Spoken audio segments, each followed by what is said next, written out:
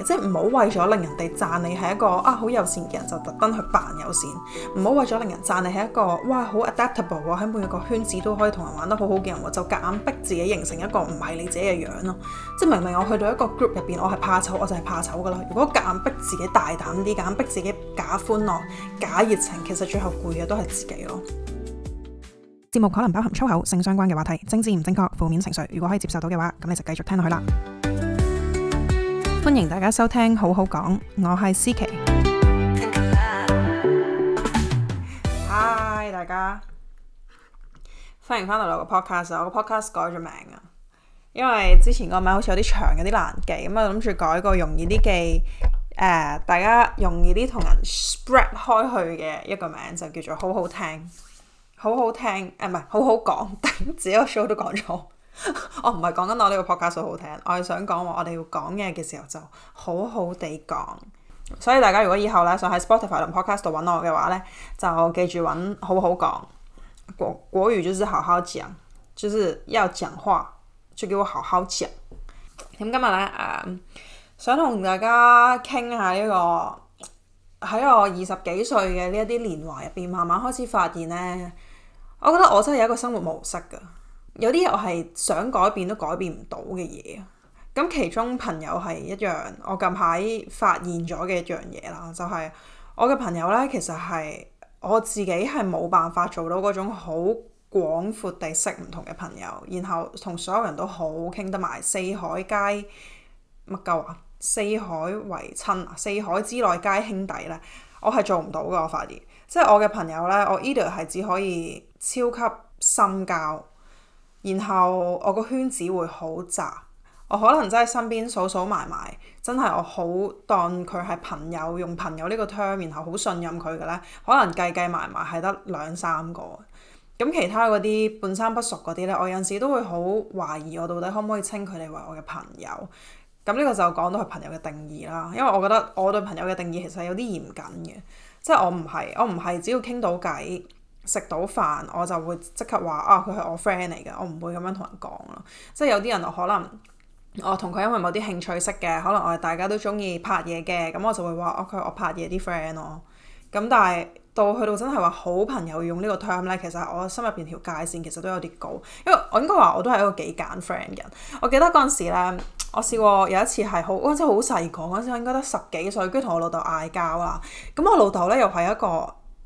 唔知點解身邊我冇見過佢係真係話佢要約 friend 出去。我唔知係咪男人到咗嗰啲年紀，係咪阿爸嗰個年代嘅男人係咪都係咁？我唔知啊，係咪咁簡單嘅佢嘅人生活？咁我唔識其他 uncle 啦，但係總之我見到我阿爸咧係即係一直以嚟都唔會點樣話約 friend 出去玩啊。如果譬如話佢去沙灘咧，佢會揀同屋企人去，或者再唔係佢就自己去沙灘啦。咁而相反，我阿媽就係嗰種。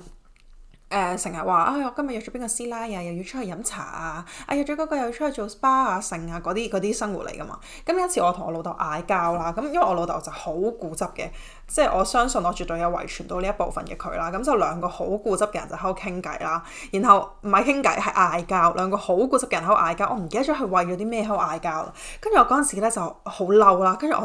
我真係衝口而出，我就講咗句話唔怪之啊，你成世人都冇 friend 啦，我咁樣講。即係我自己講完之後咧，其實我嗰下係知道呢一句肯定好 hurt。我覺得我贏咗呢一場交，我講出呢一句説話好幼稚啦嚇，我知道呢一個諗法。但係我嗰陣時係同我阿爸係嗰種對罵，去到一個位係我就係要贏佢，跟住我老豆又要贏我，咁所以我就講咗句咁樣嘅説話啦。咁跟住之後呢一句説話咧，我喺早排咧突然之間唔知咩事咧，我就諗翻起呢一句嘢，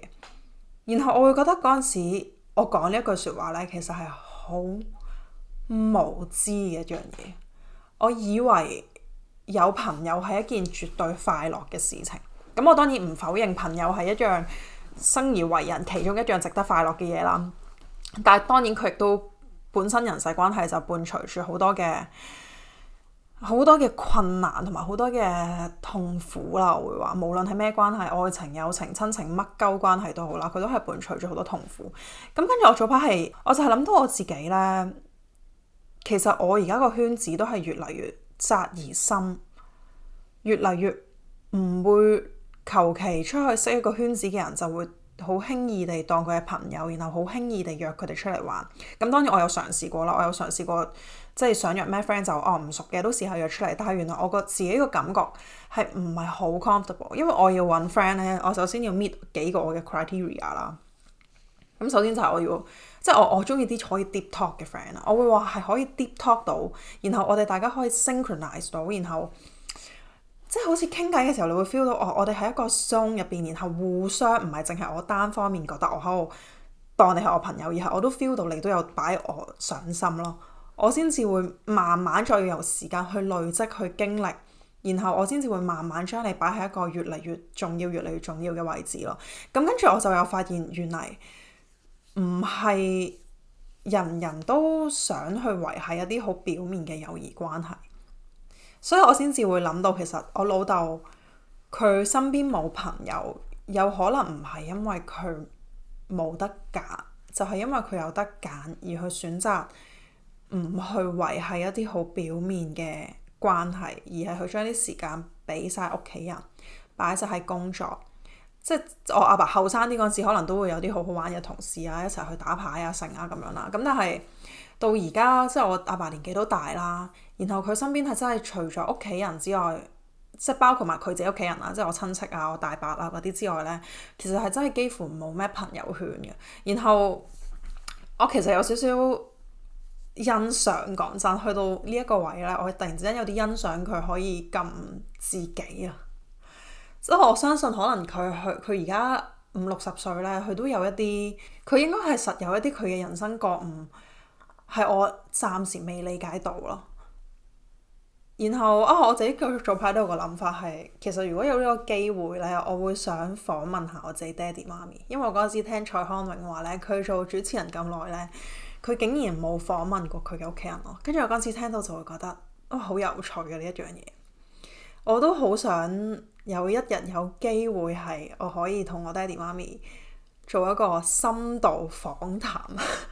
可能到時我就可以問我老豆呢個佢對朋友嘅睇法，可能有啲新嘅啟發。但 anyway 啦，即係呢樣嘢呢，我發現自己有呢一個趨勢係識嘅朋友好窄而深呢，其實唔係真係我自己有得揀嘅。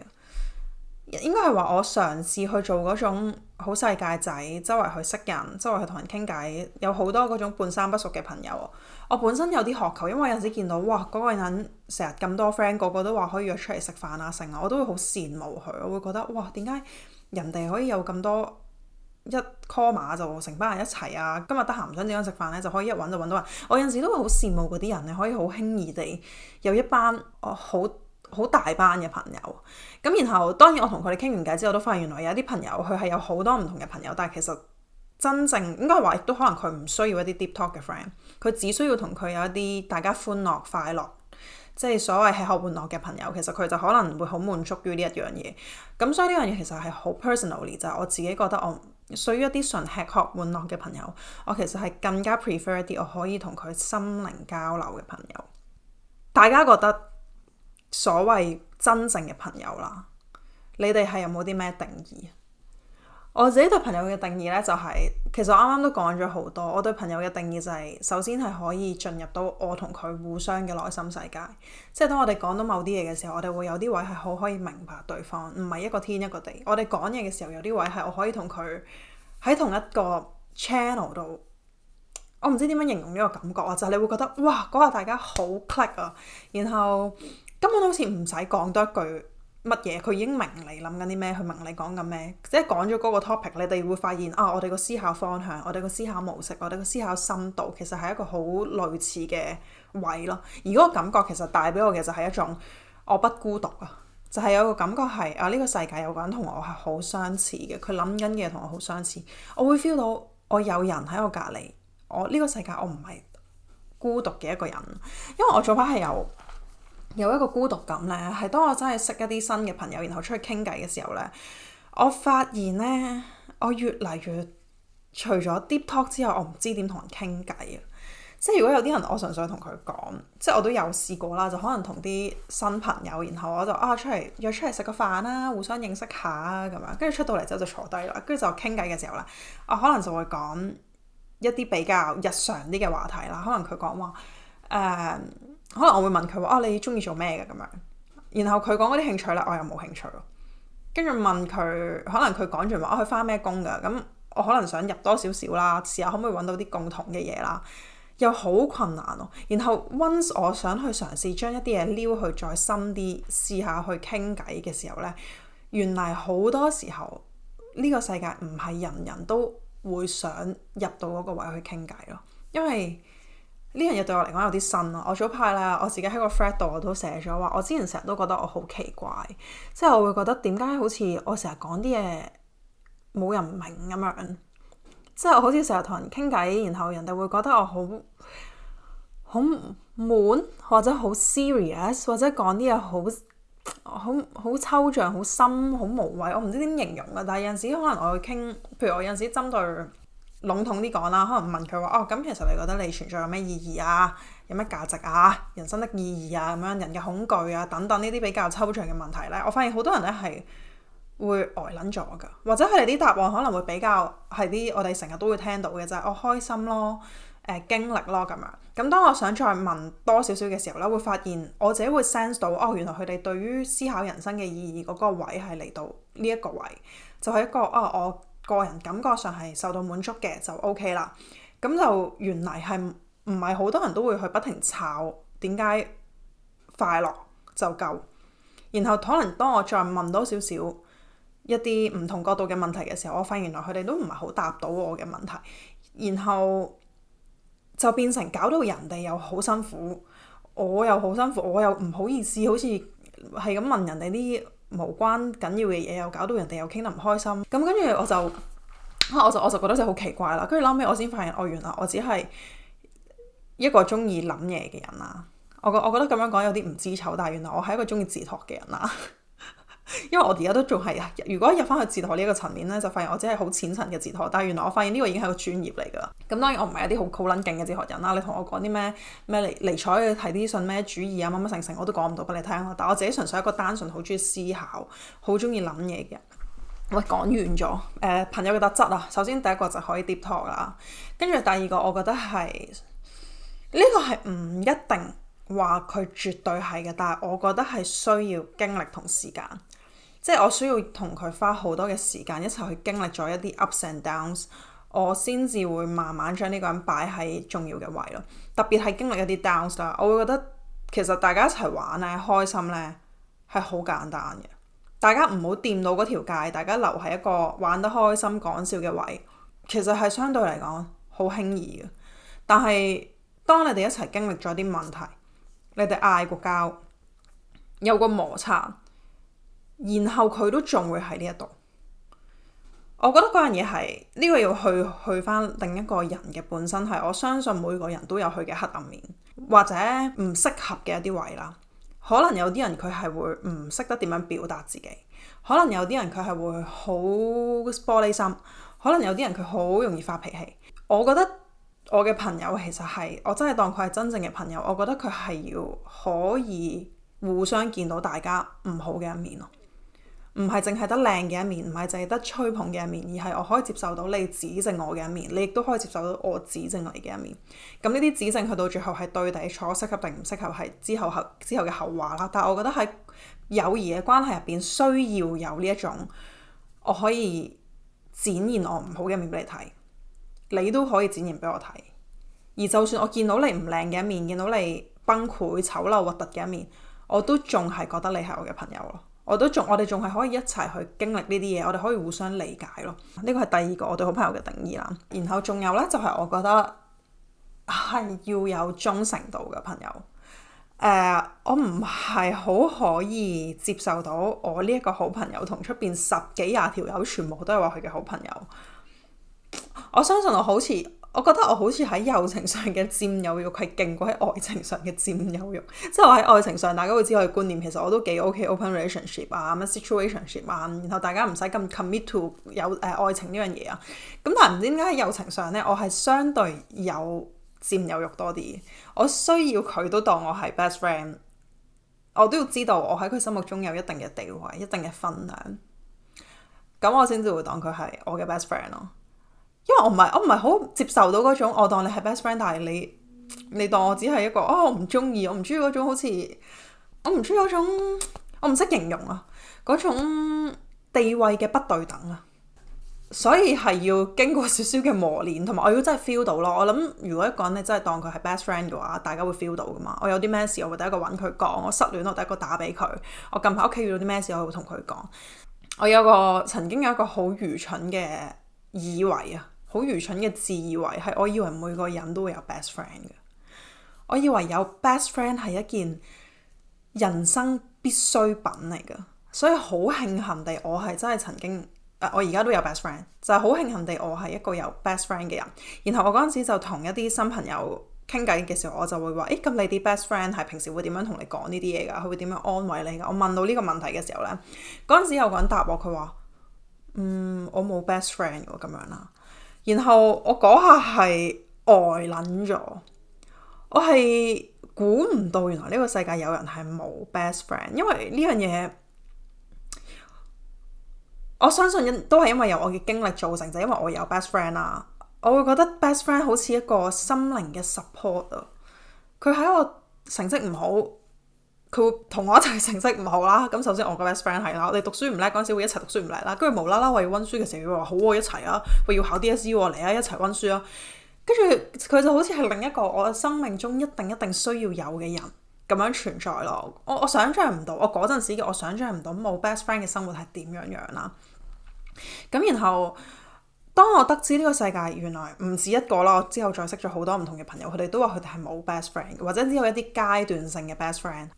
但係其實係唔緊要噶。講翻先，我覺得其實係就算你有冇 best friend，其實係唔緊要。呢個就係我一開始個 topic 想講嘅，就係揾到自己喺呢個世界存在嘅角色啊。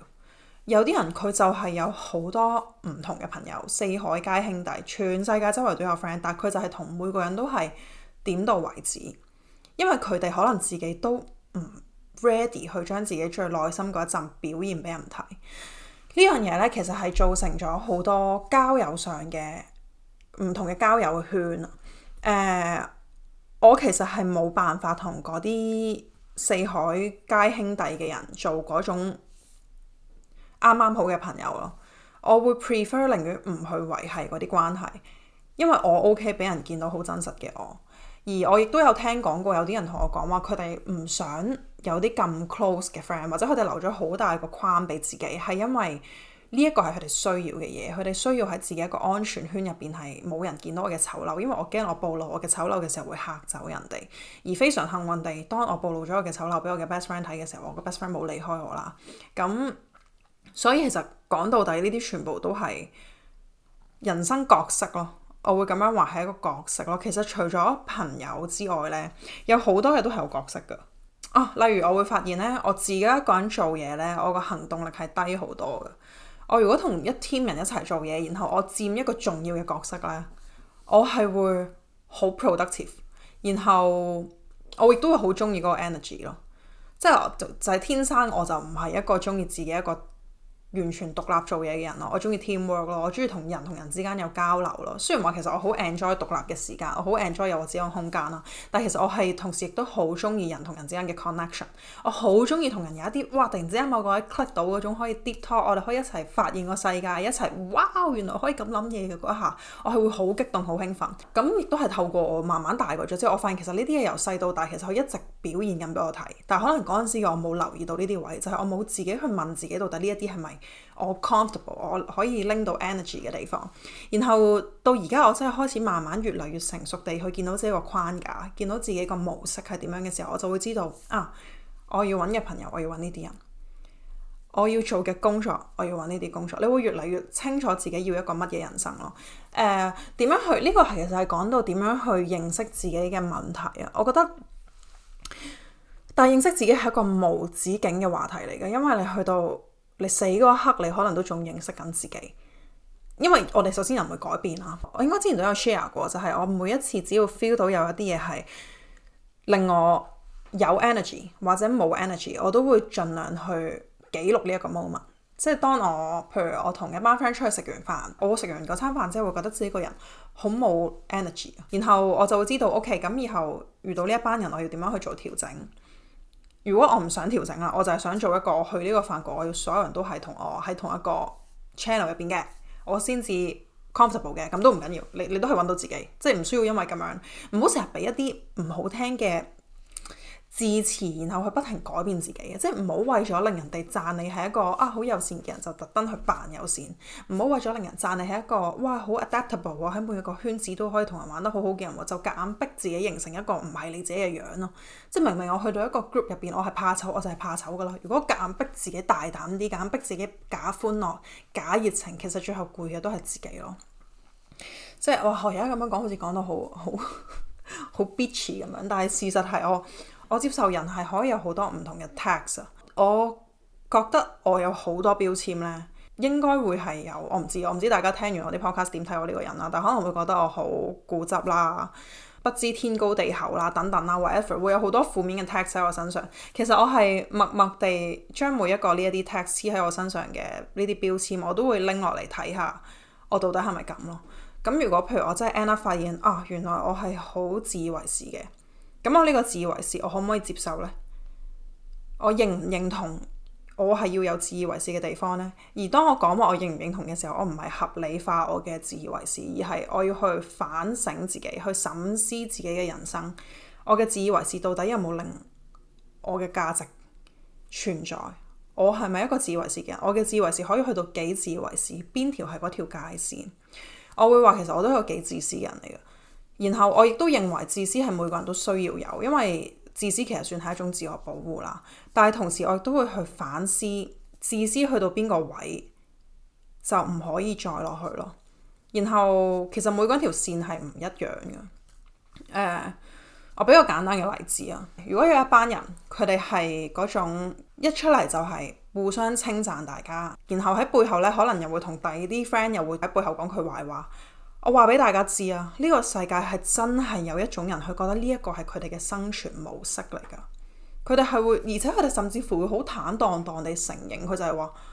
喺背後講人壞話正常啦嘛，唔通喺你面前講咩？每個人都會有啲壞話值得人講㗎啦。我喺人背後講人壞話，佢都會喺我背後講壞話㗎，有咩問題啫？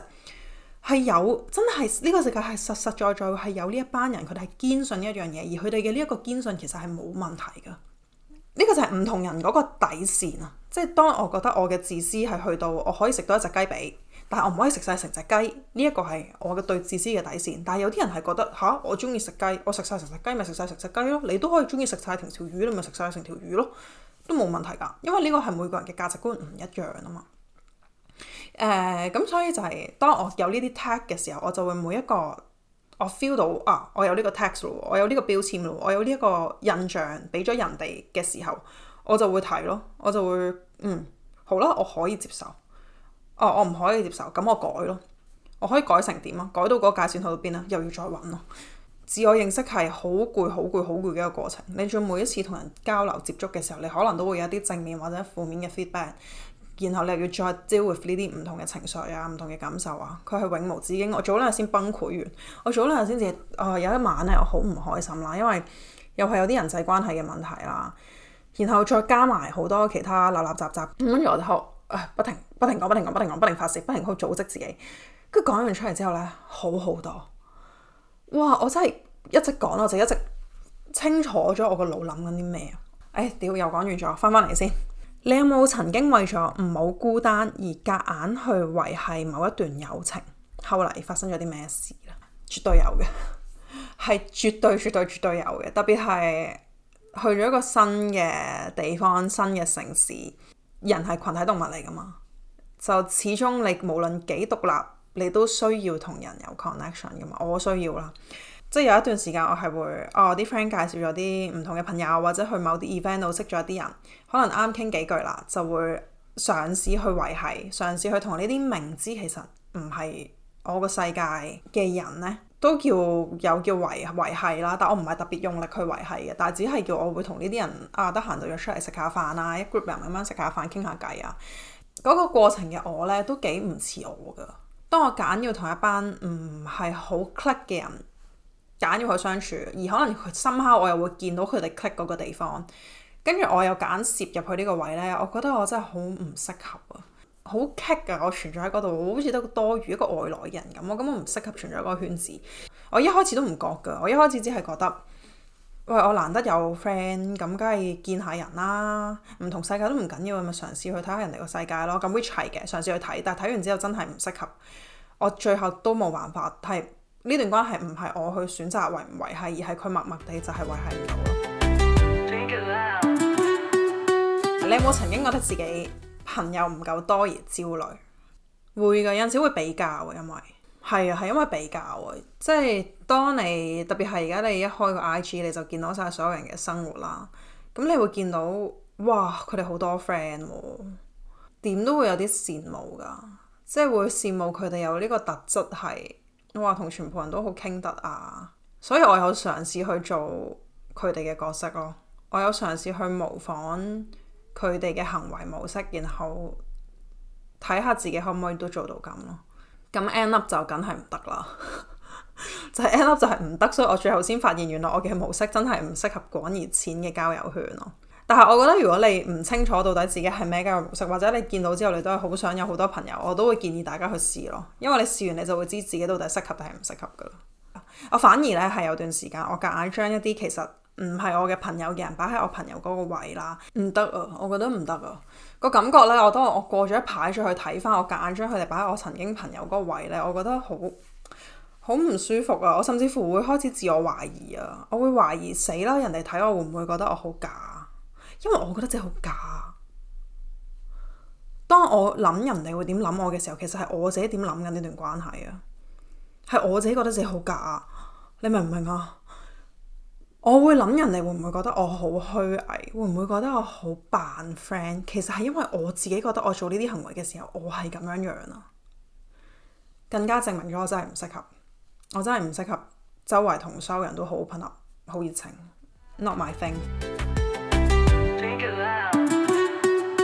下邊呢度咧，可能要拋下書包啊，因為我近排喺度都有睇下啲哲學相關嘅嘢啦。因為我喺嗰度發現咗一個可能會適合我嘅世界，我都仲尋覓緊啦。咁但係就拋少少書包啦。咁雖然都唔係好大嘅啫呢個書包，因為我都係上 ChatGPT 度叫佢俾啲例子我相關嘅嘢去 inspire 下我。咁跟住之後咧，佢就講到話有個哲學家啦，亞里士多德啦，咁就好出名噶啦。咁佢就話其實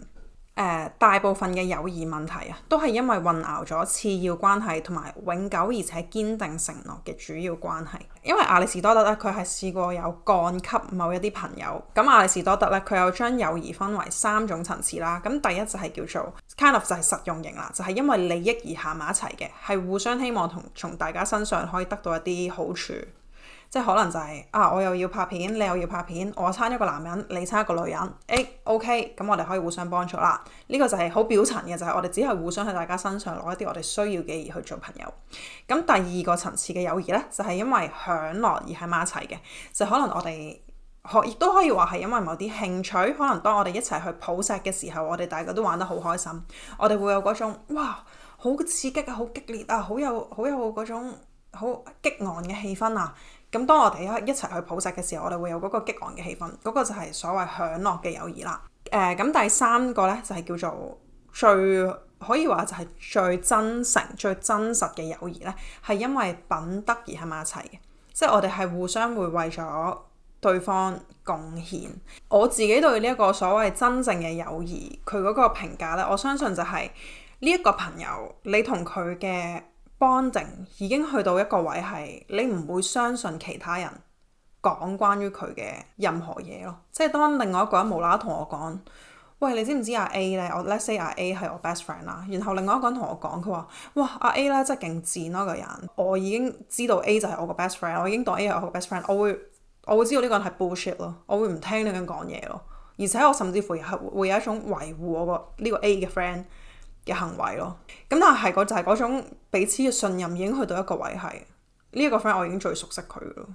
而且我亦都知道佢唔係一個衰人，我先至會同佢做 best friend 嘛，係因為我哋 somehow 都喺某一個位，我哋可以 synchronize 到，我哋先做到 best friend 噶嘛。咁如果其實有條友，如果佢無啦啦屌柒我個 best friend，其實應該 somehow 都係屌緊我噶啦，我覺得。即係 even 我就算喺同另外啲 friend 入邊講話我呢個 best friend 話，佢有陣時都唔聽人講嘢，或者佢有陣時都點啊，秒嘴秒舌啊乜嘅時候係。我可以講咯，同埋我講呢句説話出嚟，我唔係為咗中傷佢，唔係為咗陷害佢而講，我純粹係出於一個情緒嘅發泄。我甚至乎下次會喺佢面前講翻話，喂，你上次咁講嘢真係有啲 mean 咯。我會直接俾佢知咯，我會話俾佢知我見到佢身上有啲咩令我唔舒服嘅地方，我亦都唔 mind 佢同我講佢對我嘅睇法咯。呢個就係我覺得所謂真正嘅友誼可以面對到嘅嘢，可以經得起嘅一啲風雨。好似有啲 firm，但係唔緊要啦，我呢一刻嘅睇法嚟嘅啫。我覺得朋友係要揾一啲似嘅人噶，即係嗰個似嘅意思係呢：你會理解佢點解會做呢個行為。可能佢發脾氣唔講嘢，犀利面。如果你係一個發脾氣嘅時候，就會直接正面衝擊，不停講嘢，不停屌柒對方，然後但係另外一方佢就係一個唔撚講嘢嘅人呢，其實你會理解唔到點解佢會咁做嘅。當然亦都可以經過溝通之後睇下大家可唔可以互相接受啦。但係我覺得我同我身邊一啲比較 friend 嘅朋友呢，我哋都會有好多位係類似嘅。